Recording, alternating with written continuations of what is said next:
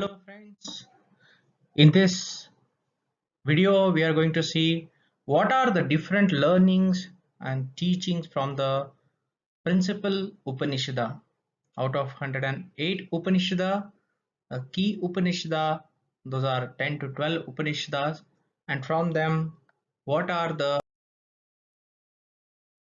different learnings from them. So let's start first with the what are the Vedas and what are the Upavedas, and then we will go for Upanishad. In main, there are four Vedas: Rigved, Samved, Yajurved, and Atharvaved. Rigveda, it is the oldest Veda, and it has almost 1028 hymns, 1028 hymns. Yajurveda actually deal with the procedure of sacrifices. Samveda deal with the music, and Atharvaveda it deals with the different technology and medical sciences. There are Upavedas, and these are also known as subsidiary Vedas. So some people they have classified it as four main Upaveda. Some has also included one more, that is Artha Shastra is also Veda. First Upaveda is Ayurveda, which is again a doctrine or medical science which is included in Ayurveda. Gandharva Veda, it is a entertainment and art is included in Gandharva Veda. Then Sthapatya Veda, which include the construction and construction related things. Dhanurveda, which is a warfare or military sciences to safeguard our society. And Arthashastra is also one of the Upavedas where politics and economics is discussed. Some people also include Shilpaveda as a art of an architecture. So sometimes Sthapatya Veda is also known as Shilpa Veda. So Vedas are considered that they are not written by anybody. Very important questions. Question generally it is appear in your theory exam. Vedas are apaurusha, means they are actually shrutis. Shrutis means which are heard by sages in their deep meditation. They're in Sanskrit. They have long words, and one word is actually a one concept. Vedas, they are set up in a very systematic way. So to understand Vedas, it require a methodology, and this is actually a approach how to understand Veda. And for that, we should know linguistics, we should know mathematics. So, linguistic part of the Veda is uh, phonetics, siksha, a grammar, that is vyakarana. Then there is a poetic meter, chandas, and etymology, which is a nirukta. So this gives us a linguistic part of the Veda. And there is a mathematical approach which is given in a Veda. So kalpa, which is ritual, jyotisha, which is astronomy. So you will find Veda is actually conglomeration of language as well as mathematics. The structure of each Veda is having different parts. So each Veda consists of four important parts. The first part is Sanhita, which includes hymns, mantra. They have special chanting. Then the second part is rituals. You can say karma kanda or prayers which can be uttered and the karma to be done. And the third is theologies, Aryanakas. Fourth is Upanishad, which is also known as end of the Veda, or we can say the last part of the Veda, but it includes a great philosophy, and that's why it is known as Vedanta. So, if there is a question, what is the name of the philosophy given in Veda? The answer is Upanishad. What are the different Upanishads which are there? You can see. Before that, let's go to the split of the word Upanishad. The word is derived from the combination of three words Upa, Ni and Sad. So Upa is to sit near, Ni means near, and Sad means seat. So Upanishad, sitting very near to the teacher, okay, devotedly. It also means to sit near to the feet of teacher so that teacher or guru can give us a teachings or doctrine, and this secret teaching will be helpful for our life to reach mukti, and that's why it is a Upanishad. It is also known as Vedanta. There are 108 Upanishad. Main Upanishad are 10 to 12 which are given here.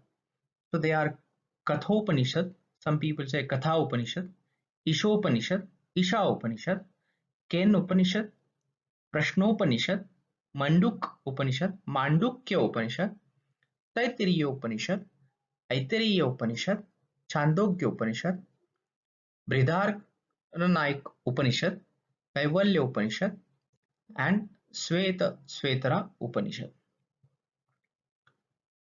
Mandukya Upanishad is the smallest Upanishad, and you will find that every Upanishad gives us a very different teaching about yogas, and it is a gist of Vedas. What are different teachings that we get from Upanishads?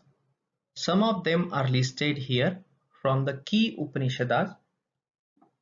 For example, the concept of Brahmanas and Atmana.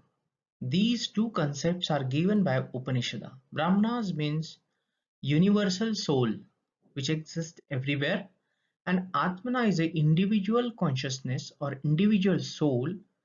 When this individual soul meet the universal soul, they combine together. That is actually a mukti. That is given by Vedas and further by Upanishad. Idealistic monism, which is a reality is one, the everything is one, that is given by Upanishad. There is a concept of Maya and Avidya. So Maya is actually a materialistic world which can be converted from one form into another form. So one form has a name, it has dimensions, and that is Maya. So example, a wood will be wood till it get fired by the fire. It will be converted into ash. But when it will be wood, we cannot imagine it is a ash. We will consider this as a wood. So it's a Maya.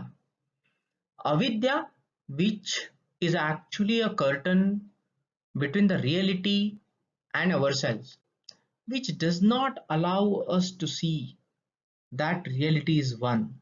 And that is why all sort of sufferings are because of avidya. So there will be questions sometimes, what is the main source of suffering? What is the main reason of suffering is avidya. So Maya and avidya, they are actually two sides of the coin. Upanishad has given Panchamahabhutas concept also, that is Aap, Tej, Vayu, Akash and Prithvi, means water, fire, air, ether and earth. So these are the five principles by which the whole world is actually made of. And similarly, our body is also made of the same Panchamahabhut. Okay. So here the Bhut does not mean ghost. The Bhut is actually a principle. Similarly, the Panchakoshas concept is also given by Upanishad, and this is given in Taittiriya Upanishad. This generally asks, in which Upanishad the Panchakoshas concept is given. So what are Panchakosha? Our body is made up of 5 layers. What you can say, body as well as complete entity, not only body. These layers are Annamaya Kosh, which is made up of food and material, Pranamaya Kosh, which is an energy level layer, Manomaya Kosh, which is a mental body, and Vijnanamaya Kosh, which is a wisdom and intellect. And the final is Anandamaya Kosh, which is a bliss body. So you will find, if we have a problem in our body, materialistic body, it will be in Annamaya Kosh. If mind is not stable, the problem with Manomaya Kosh, right? And if our wisdom or intellect, our thoughts, concept are not proper, the problem with Vijnanamaya Kosh. So these kind of concept of Panchakoshas is given by Upanishad. Then there is a one classification of type of Vidya is given by Upanishad, a very important one, Paravidya and Aparavidya. Paravidya is complete knowledge about the universal soul, that is Brahman. And Aparavidya is fragmented knowledge. So when a yogi starts his yoga, on the way towards the Mukti Avastha or Kaivalya Avastha, on the way he will have a fragmented knowledge of different realities, and that is Aparavidya. When the person gets a knowledge, yogi gets a knowledge of complete knowledge, end-to-end knowledge of Brahmanas or universal soul, it is a Aparavidya. The other Upanishads teaching are as follows.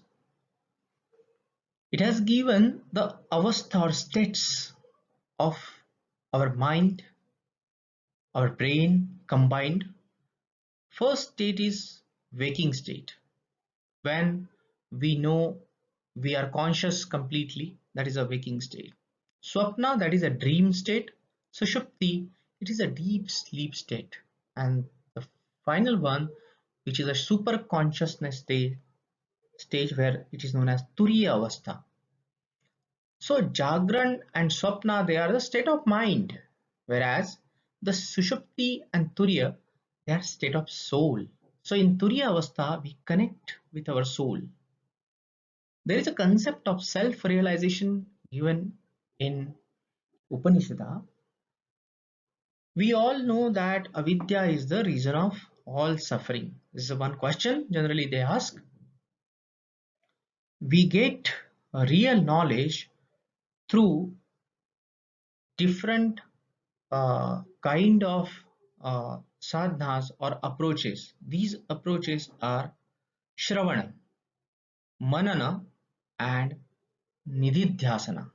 So Shravana is study of the Upanishad. Manan, I think I forgot there to write. Manana is actually thinking of that, recalling that, okay, in your mind, and Nididhyasana, which is a meditation. So this self-realization through this particular approach is also given in Upanishad.